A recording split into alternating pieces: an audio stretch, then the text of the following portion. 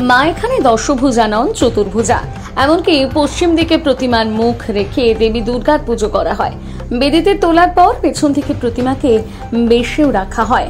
এমনই অভিনব দুর্গাপুজো হয়ে থাকে সিউড়ি 1 নম্বর ব্লকের নগরী নওয়াডিহি গ্রামের মজুমদার বাড়িতে। বহু বছর ধরে এভাবেই মা দুর্গার পুজো হয়ে আসছে। এলাকার বাসিন্দারা এই চতুর্ভুজা মায়ের কাছে নিয়মিত পুজো করে থাকেন। তবে কেবল নগরী নয়, আশপাশের এলাকারও এই পুজো যথেষ্ট খ্যাতি রয়েছে। স্থানীয় সূত্রে জানা গিয়েছে, গ্রামের শতাব্দী প্রাচীন ওই দুর্গাপুজোর পাশাপাশি আরও একটি দুর্গাপুজো রয়েছে তা রায় পরিবারের। তবে সেটি পটের প্রতিমার পুজো বলতেই গ্রামেই একটি পুজো হয়। কিন্তু কেন এই ভিন্ন রীতি মেনে মা দুর্গার পুজো হয়ে থাকে, সেই প্রশ্নের উত্তর অবশ্য কারোর কাছে পাওয়া যায়নি। তবে পরিবার সূত্রে জানা যাচ্ছে, মজুমদারেরা আদতে বর্ধমানের বাসিন্দা। দৌহিত্র সূত্রেই পুজো পেয়েছিলেন। কোনো তন্ত্র সাধক বা ব্যতিক্রমী পদ্ধতিতে পুজো করার নির্দেশ দিয়েছিল পরিবার। সদস্যরা জানেন, মায়ের পুজো পঞ্চমন্ডির আসনে হয়ে থাকে, অর্থাৎ তন্ত্র সাধনার নিয়মে।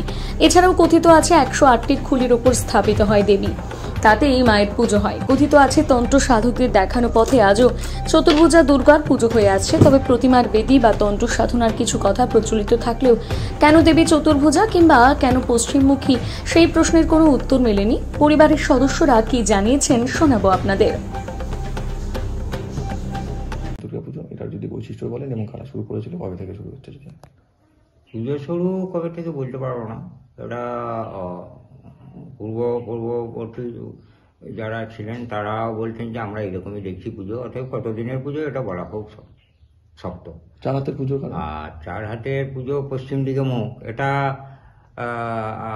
আমাদের শোনা কথা যে কোনো সাধক সাধনা করে এই মূর্তিটা আমার আদেশ পেয়েছিলেন। যিনি এটা প্রতিষ্ঠা করেছিলেন তিনি স্বপ্নাদেশ পেয়েছিলেন হয়তো যে আমার মূর্তিটা এইভাবে 4 হাতে পশ্চিম দিকে করবি। সেইভাবে হয়ে আসছে এই পুজোটা। কোথায় হচ্ছে পুজোটা? জায়গাটা হচ্ছে সিউড়ি থানার অন্তর্গত নগরী পঞ্চায়েতে নওয়াডিহি গ্রাম। আমার নাম হরিসাধন মজুমদার। পরিবারের 2 শরিকের ঘর। পরিবার সূত্রে জানা গিয়েছে, বর্তমানে মজুমদার পরিবারের শরিক বলতে এই 2 ঘর। প্রয়াত কৃষ্ণগোপাল মজুমদার এবং গৌরগোপাল মজুমদারের পরিবার। গ্রামে থাকেন একমাত্র গৌরগোপাল বাবুর মেজ ছেলে হরিসাধন বাবু। হরিসাধন বাবুর বাকি 3 ভাই এবং কৃষ্ণগোপাল বাবুর একমাত্র ছেলে কার্তিক মজুমদাররা সকলেই বাইরে থাকেন। তবে যে যেখানেই থাকুক, পুজোর সময় সকলে হাজির হন বীরভূমের এই গ্রামে।